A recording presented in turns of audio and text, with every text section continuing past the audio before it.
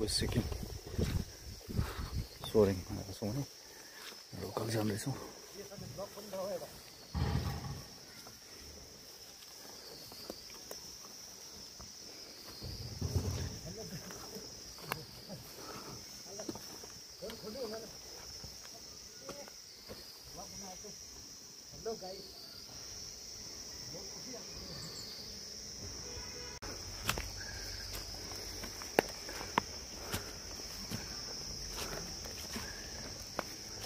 हामी चाहिँ अहिले भन्नुपर्दा चाहिँ सोरेङको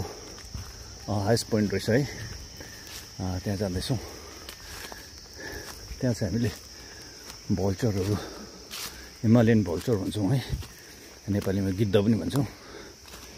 त्यो त्यहाँ देखा पर्दो रहेछ है अब त्यही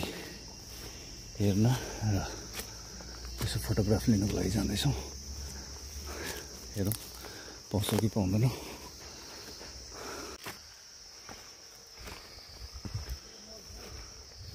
हामी चाहिँ सोरेङको कहाँ जाँदैछौँ है हामी यो सोरेङको चुली डाँडामा आइपुगेको छौँ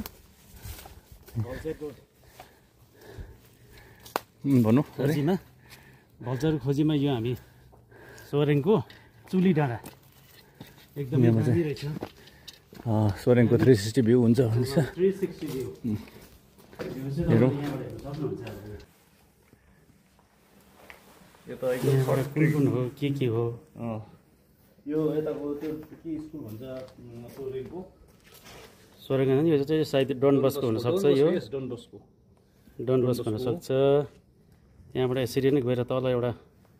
स्कुलै रहेछ यो पक्की गाउँ स्कुलहरू हो पक्की गाउँ यहाँबाट हेर्नुहोस् पर त्यो कलेजहरू बनेको जस्तो ठुल्ठुलो बिल्डिङहरू बनिएको छ नि यो के हो यो कहाँ हो कलेजहरू नै हो तर उता देखेको चाहिँ तपाईँको उयो है कालिम्पोङ देखेको नाम्ची हो नाम्ची यहाँबाट म तपाईँहरूलाई नाम्चीको भ्यू अलिकति नाम्ची देखाइदिनु मन परिरहेछ नाम्ची अलिकति नाम्ची यहाँबाट सान्डुप्ची पनि देख्न सकिन्छ यहाँनिर